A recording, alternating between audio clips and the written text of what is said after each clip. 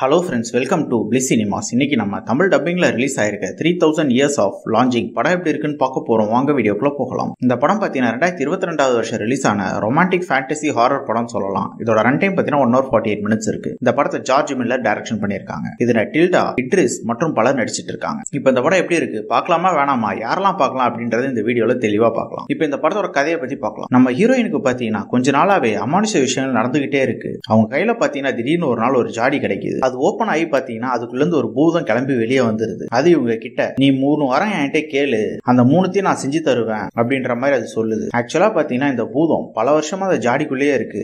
அது ஆல்ரெடி ஒரு 3 பேர்கிட்ட வந்திருக்கும். 3 பேராலுமே அந்த 3 வரத்தையும் கேட்டு வாங்கிக்க முடியாதனால திருப்பி அந்த ஜாடிக்குள்ளேயே போயிருக்கும். இதுல 3வது போன பொண்ணு கிட்ட பாத்தீங்கன்னா 2 வாரத்தை நிறைவேற்றவும் செஞ்சிருக்கும். 3வது வாரம் கேட்கறதுக்கு முன்னாடி இதுவே ஜாடிக்குள்ள போயிருக்கும். ஏன்னு பாத்தீங்கன்னா அந்த பொண்ணை இந்த பேய் லவ் பண்ண ஆரம்பிச்சிருக்கும். எங்க அதை விட்டு போயிட போறோமோ அப்படின்றதுனால ஜாடிக்குள்ளேயும் போயிருக்கும். இப்ப 4வது தான் நம்ம ஹீரோயின் கிட்ட வந்திருக்கு. நம்ம ஹீரோயின் அந்த 3 வரத்தையும் கேட்டு வாங்கினாங்களா இல்லையா, கடைசியில் என்னதான் ஆச்சு அப்படின்றது தான் இந்த படத்தோட முழு கதையே. இந்த படத்தோட பாசிட்டிவ் நெகட்டிவ் பத்தி பார்க்கலாம். பாசிட்டிவ், தமிழ் டப்பிங் ரொம்ப நீட்டா லிப்சிங் கூட பண்ணி கொடுத்திருக்காங்க. ஸ்டோரி பிளாட் பாத்தீங்கன்னா இது ஒரு இன்ட்ரெஸ்டிங்கான ஸ்டோரி பிளாட்டாவே இருக்கு. ஸ்டோரியா அதை கேட்கும் போதே கண்டிப்பா இந்த படத்தை நமக்கு பார்க்கணும் அப்படின்றது தோணதான் செய்யும். டெக்னிக்கல் ஆஸ்பெக்ட்ஸ்ல பாத்தீங்கன்னா படம் ரொம்ப சவுண்டாவே இருக்கு. சினிமோட்டோகிராஃபி எல்லாம் பக்காவா பண்ணி கொடுத்திருக்காங்க. சவுண்ட் எஃபெக்ட்ஸ், பிஜிஎம் எல்லாமே நல்லாவே இருக்கு. கேரக்டர் ரேட்டிங் பொறுத்தளவு பாத்தீங்கன்னா கேரக்டர் ரேட்டிங்கும் நல்லாவே எழுதிருக்காங்க. ஆனா ஸ்கிரீன் பிளேல பாத்தீங்கன்னா பயங்கரமா சொதப்பி இருக்காங்க.